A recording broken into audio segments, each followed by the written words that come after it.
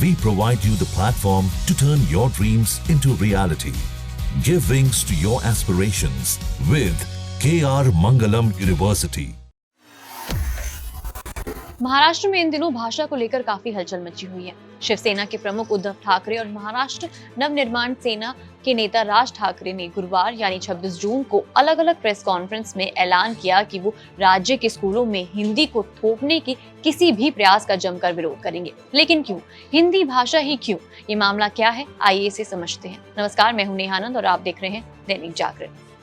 हाल ही में महाराष्ट्र सरकार ने एक आदेश जारी किया जिसमें कहा गया कि मराठी और अंग्रेजी माध्यम के स्कूलों में पहली से 5वीं कक्षा तक के बच्चों को हिंदी को तीसरी भाषा के रूप में पढ़ना होगा। बस यही से बवाल शुरू हो गया।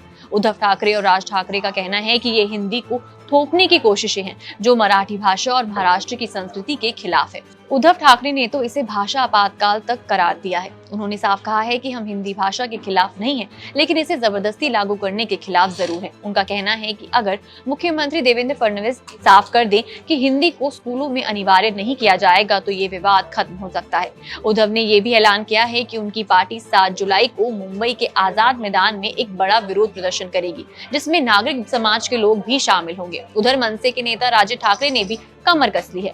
उन्होंने कहा है कि उनकी पार्टी 6 जुलाई को एक मार्च निकालेगी, लेकिन ये किसी पार्टी के बैनर तले नहीं बल्कि जनता के लिए होगा। राज का कहना है कि मराठी भाषा महाराष्ट्र की पहचान है और इसे कमजोर करने की कोशिश, साजिश बर्दाश्त नहीं की जाएगी। इस पूरे हंगामे के बीच मुख्यमंत्री देवेंद्र फडणवीस ने सफाई दी है। उन्होंने कहा है कि हिंदी को वैकल्पिक भाषा के रूप में रखा गया है, मराठी तो अनिवार्य है। यानी सरकार का कहना है कि हिंदी को जबरदस्ती नहीं थोपा जा रहा बल्कि ये बच्चों के लिए एक अतिरिक्त विकल्प है। लेकिन ये सफाई ठाकरे बंधुओं को रास नहीं आएगी। राष्ट्रवादी कांग्रेस पार्टी के प्रमुख शरद पवार ने भी इस मुद्दे पर अपनी राय रखी है। उन्होंने कहा है कि छोटे बच्चों पर पहली कक्षा से ही हिंदी का बोझ डालना ठीक नहीं है। उनका मानना है कि प्राथमिक शिक्षा में मातृभाषा यानी मराठी को सबसे ज्यादा महत्व देना चाहिए। पवार ने भी ये कहा है कि माता पिता को ये अधिकार होना चाहिए कि वो तय करें कि उनके बच्चे 5वीं कक्षा के बाद हिंदी पढ़े या नहीं।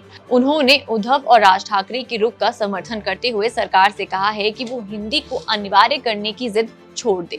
वहीं उद्धव ठाकरे ने इस मौके पर उप मुख्यमंत्री एकनाथ शिंदे पर भी तंज कसा। उन्होंने कहा कि कुछ गद्दारों को शिवसेना के संस्थापक बाल ठाकरे के आदर्शों को याद करना चाहिए, जो हमेशा मराठी अस्मिता के लिए लड़े हैं। ये पूरा मामला मराठी गौरव और हिंदी को लेकर छिड़ी बहस का है। एक तरफ ठाकरे बंधु और शरद पवार जैसे नेता मराठी भाषा को बचाने की बात कर रहे हैं, तो दूसरी तरफ सरकार और कुछ नेता हिंदी को बढ़ावा देने की बात कह रहे हैं। सवाल ये है कि क्या हिंदी और मराठी के बीच कोई बीच का रास्ता निकलेगा या ये विवाद और गहराएगा? आपको क्या लगता है कि क्या स्कूलों में हिंदी को वैकल्पिक रखना ठीक है या इसे पूरी तरह माता पिता की पसंद पर छोड़ देना चाहिए? अपनी राय हमें कमेंट सेक्शन में जरूर बताएं।